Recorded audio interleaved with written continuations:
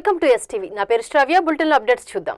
ఈ రోజు పుచ్చలపల్లి సుందరయ్య జయంతి, అదే విధంగా ప్రపంచ కార్మిక దీక్షా దినం మేడే సందర్భంగా ఈ రోజు ఏబిఎం కాంపౌండ్ నుంచి ఆర్టీసీ దాకా ఈ ర్యాలీ కొనసాగింది.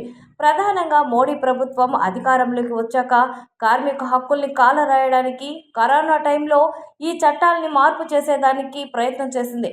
దానికి వ్యతిరేకంగా కార్మికుల పోరాటం, ఈ కార్మిక చట్టాలు అన్నిటిని కూడా 4 లీటర్ కోడ్లాగా మార్చి కార్మికుల హక్కులను కాలరాసేదానికి, సమాన పనికి సమాన వేతనం కానీ, మహిళలకు చట్టాలు, ఇవన్నీ కూడా మార్పులు చేశారు.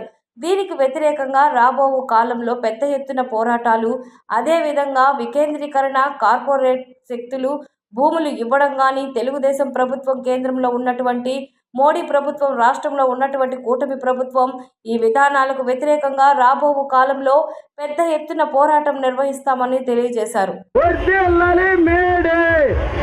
జోహార్ కామ్రేడ్ పుచ్చలపల్లి సుందరయ్య గారు, జోహార్ కామ్రేడ్ పుచ్చలపల్లి సుందరయ్య గారు.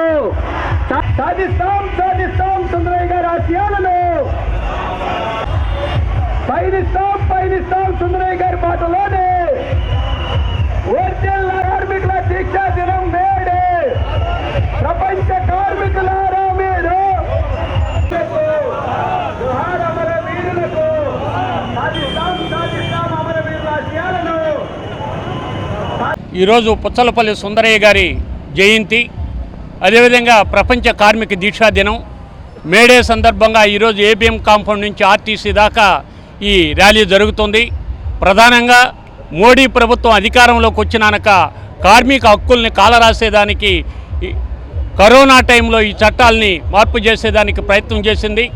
దానికి వ్యతిరేకంగా కార్మిక పోరాటాలు అనేక జరిగే, మొన్న సమ్మె కూడా జరిగింది.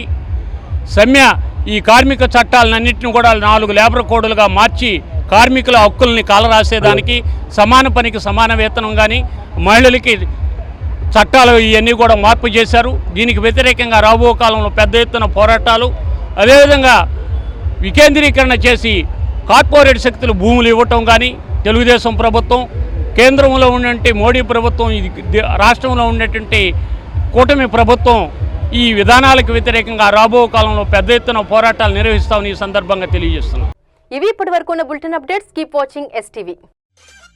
మేము చేసే వీడియోస్ మీకు నచ్చినట్లయితే లైక్ చేయండి.